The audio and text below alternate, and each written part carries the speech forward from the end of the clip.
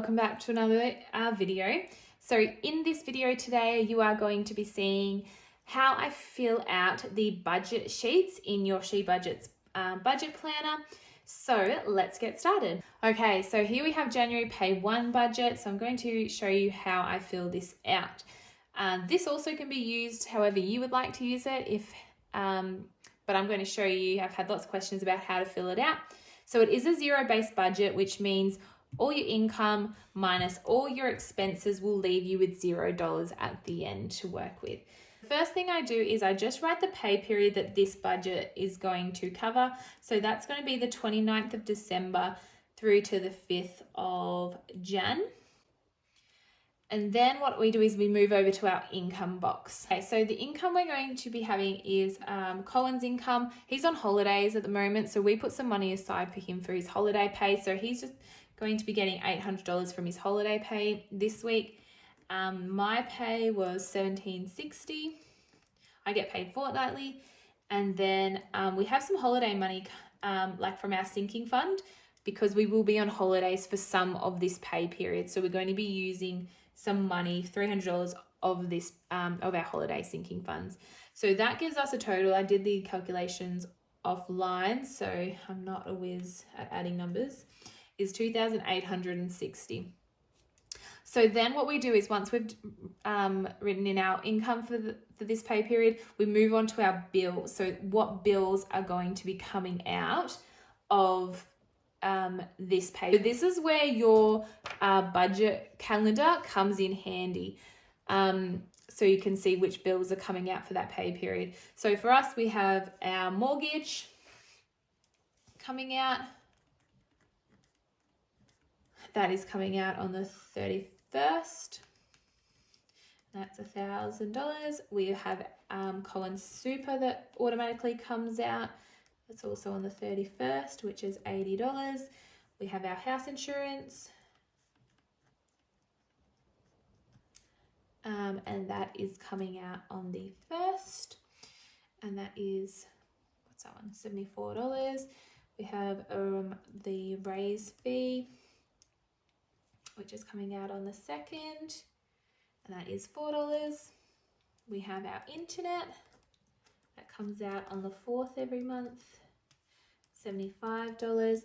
And then lastly, what I'd like to do is, because we do a zero-based budget, I like to have a bit of money in our bills account just in case I've forgotten to budget for a bill or something that I've forgotten about. So I just like to make sure there's some money in there in case that happens. So I'm going to budget $200 to have in that bills account. So just in case there is something that I missed. So then what you do is, once your bills are all done, you add up the total amount of your bill. So you add up all these numbers here, and you're going to write it in this box down here, your bills total. So I did that before, and that was $1,433. So then what you do is, I'll get my calculator to show you this part, is you get your total. So to work out, you got to then go your income, your total income minus your bills amount equals how much money you have remaining to work with. So we go out, total income was $2,860.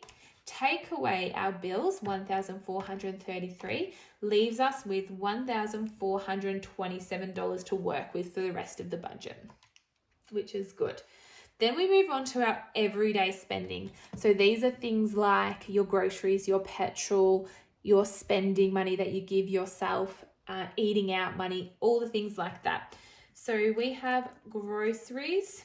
So we actually don't have to budget anything for groceries this week, because I have my everyday rewards from Woolworths that I've been collecting throughout the year, and it's like at $300. So we're going to use that money for our groceries this week and for when we're away.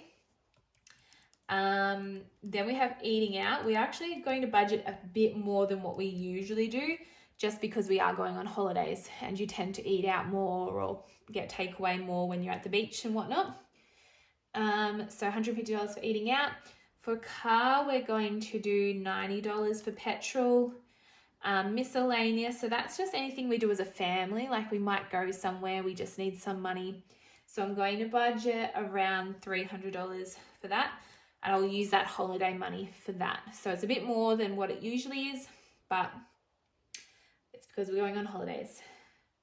Then we have Ted gets some like little bit of splurge money if he needs new clothes or wants a toy or something. So he gets $20.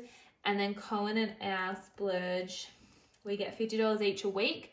I get mine fortnightly though, so I get mine that week. And so that gives us $710 when I add your total spending. So all those equals $710. Then what you do is to find your remaining is you get your remaining money from down here, $1,427. That was our remaining after our bills.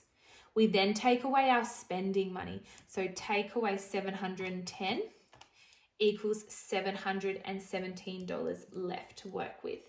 Then we move on to our sinking funds. So what I'm going to quickly go and do is I'm going to quickly go and add all our sinking funds that we have.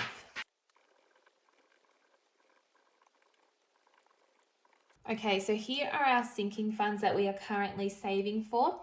For Teddy's birthday, we're going to add $10 into his sinking fund. For Christmas and holiday, we're actually not adding to them this pay. We're going to wait till Colin's back at work until so our income is back to normal. And then so for gifts, we're doing $50. We have a lot of birthdays this coming up for January. Medical, we're going to do $60 in there. Colin has a chiropractor appointment coming up. Car service, we always do $35 into that one, and car rego is always $25 a week into that one. Utilities, so to cover our gas and electricity when those bills come, $140 into that one, and $20 into our giving fund. So then you add up all your sinking funds, so they all total $340. And then what you do is, so you get your remaining money, which was down here, $717. You take away the $340 from your sinking funds. That leaves us with $377 to work with for extra savings and extra debt to put towards those. So for extra savings, we always put some into investing. We're starting to put some for Ted's future. We're starting to invest for him. So we're going to put some into an account for him. We then have the 1K challenge, which is at the beginning of this book. So we'll choose an amount to add into that. And then lastly, if there's anything left, because one of our goals was to finish our landscaping, we're going to add whatever's left into our landscaping. And we're not going to worry about extra debt.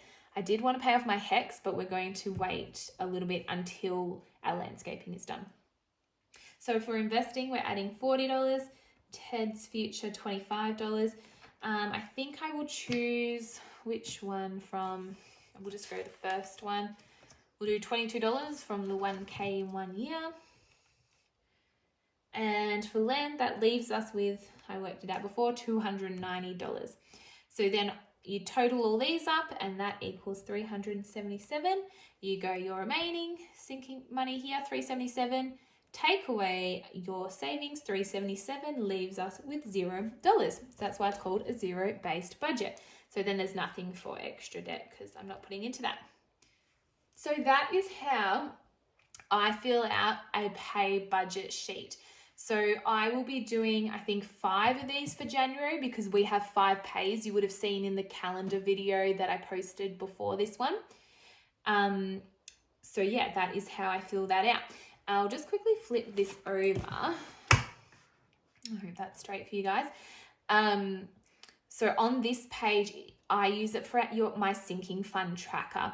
So whenever I use money out of a sinking fund, I like to keep track of it to see how it's going. So what I would do is if I bought a gift, let's say a birthday present for my mum, I would write the date I bought it, the sinking fund it came out of, which would be gifts, the amount I spent, the description, so I might write mum's birthday, and then whatever balance is left in that sinking fund. So let's say there was $200 in there, I spent $100, I would then write $100 left.